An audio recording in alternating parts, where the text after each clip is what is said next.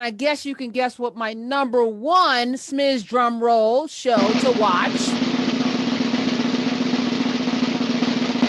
And the whole gang is back. We're talking Kyla Pratt, Paula Jai Parker, Tommy Davidson, everybody, Big Mama, Sugar Mama, Joe Marie Payton, and Salil Moonfly, and there's other folk, Kiki Palmer, Billy Porter. I mean, it's just amazing. We're talking about the Proud family, Loud and Proud. They are back. Yep. And let me welcome to the show the creator, producer, executive producer of the Proud family, Louder and Prouder, available on Disney Plus. Let me welcome Mr. Bruce W. Smith. Hello. Hey, what's up, Karen? Thank you so much for having me on board. You know, I've been a Proud family since the since it started. You know, it was so bad. I had it on my little phone watching it. Like I would download the episodes because it was just so smart. It was a family you got the uncle that sings and comes in with the do-rag and all of that, and Sugar Mama who was the babies. It was just, you just had so much going on. Them dirty sisters, the gray sisters that would be bullying people. Gross sisters. I mean, it was just, you just had everything in it, and then it went away. So first, tell us, why did it go away? And then how did you get it back?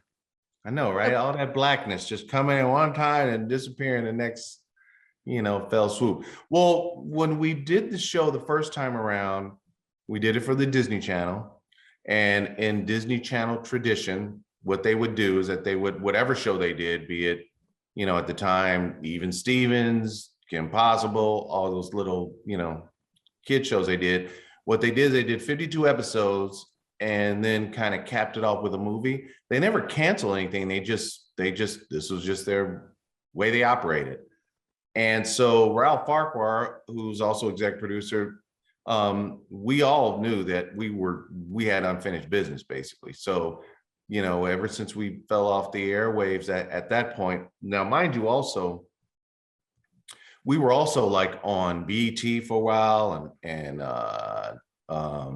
MTV even late at night and stuff like that. So there was a certain breadth that the show continued to have over the years. But truthfully, it was like, about 15 years of just, nothing in our wake, right? And just like anything, when you folks create stuff, you would expect that there would be lots of knockoffs. I mean, the show was definitely a success for Disney at the time. I mean, we were always told that. And then we were always told to bring us something else like that. Bring us something else like that, right? But we were like, listen, there's still life in the Proud family. So, so I remember this must have been about 3 years ago.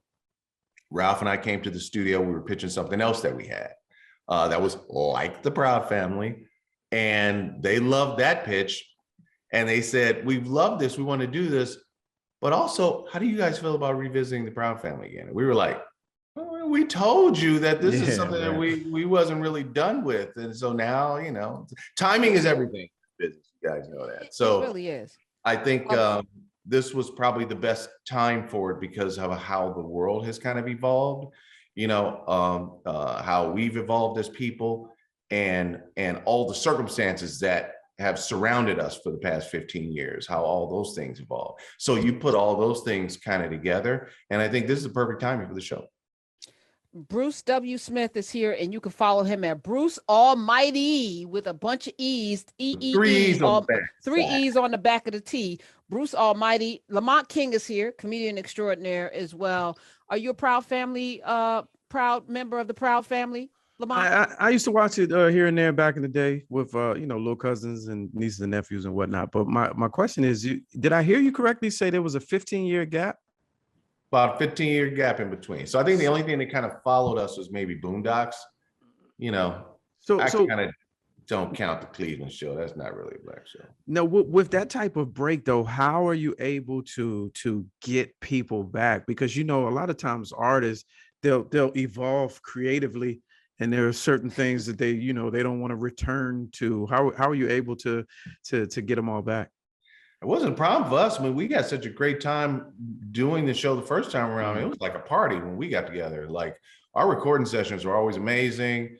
Always had amazing talent there. It was the blackest experiences that I ever had in the animation business came from the Proud family. Wow. So it was something that we all enjoyed, we all embraced, and the beauty was that, you know, everyone's voice sounded the same. I That's was the gonna thing with ask you, animation. Yeah. 15 Animation, years, you don't age. nobody's voice was ashy. I mean, you know, that's 15 years of dust and crust, Right. but Right. And nobody was Hennessy. Right. Hennessy and vaping, nothing. Right. No, none of that. Everybody sounds great. They sound, you know, Kyla told me, she says, you know, what's so funny about the show is that I could be in Target and people will hear my voice in another aisle and run up to me looking for Penny Proud. Did you hear that? That sounded like Penny Proud in this aisle here. Now, Kyla's got kids now. So she says she has a hard time even disciplining her kids because she sounds like a kid herself. That's amazing. So no, she How ain't do you, changed. Nobody changed, which is but great. the world changed, Bruce. So how do you, I started watching, and you're giving us, you're coming back with a little nod to the past, and you know, how are the babies still babies though? How the baby Penny got breasts and an ass, but the babies are still babies. What happened? Well, what we did is that we aged the world up in the past sort of 15, 20 years. We aged the world up 2 years. So instead of Penny being, you know, a tween, which was sort of where our audience was when we did the show for the Disney Channel the first time, we're doing it for Disney Plus. So we said, listen, let's age the characters up 2 years. So now Penny's at the top of her grade in middle school at Willie T. Ribbs Middle School. She running things, her and her crew. So that was kind of for us the secret sauce. So we knew that. So we didn't really have to do much to the world. The only thing we really needed to do was add all the accoutrements that comes with all things 2022. So you're talking about social media, you're talking about iPhones, you're talking about all those things that tell you that you're telling a story that deals with elements of today. It's just a parallel world with our characters. So I think I only aged 2 years in that time as well. So Hilarious. Hey, there it is. If only. Talk about the artists, right? Because 15 years, did you have the same pen game? Like who, you know, that's a great question. It looks similar. I'm telling you, it's a great question because of how we made the show this time. So back in 2001, listen, let me just give you an overall, you know, scope of the industry, right? So in our industry, you know, I think at the time that I did this little small movie called Baby's Kids, right?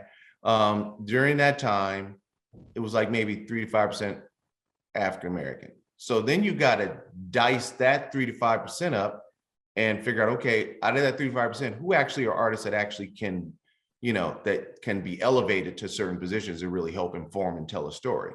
Not many, because in most cases, you know, those artists are either very young in this business or probably about to retire. Like there's just this huge gap, you know, in terms of telling a story. So a lot of it has to be informed by that single person, and hopefully the artists that you are trying to employ and work, hopefully they understand your culture, you know, are down with your culture. You know what I mean? Because I had a lot of guys when I was working on Baby's Kids that didn't want to work on the movie because they literally thought that they were going to walk outside and get jumped by a gang or some shit like that, because they didn't understand the scope of blackness that was asked to put on the screen. So now you fast forward to the first version of the Proud Family, where again I'm working with an assortment of artists, more Black artists. Mainly the writing room was all Black and, you know, well informed, and really was about telling the right stories with the right characters and everything like that, and the right tone and everything. But again, trying to find the artist was a struggle, because a lot of those artists still didn't really exist. So again, you got to groom everybody up on the culture, get them to understand what it is, type of stories we're telling. Now, we put that out in the zeitgeist at the time, and so we had a lot of Black people watching the show.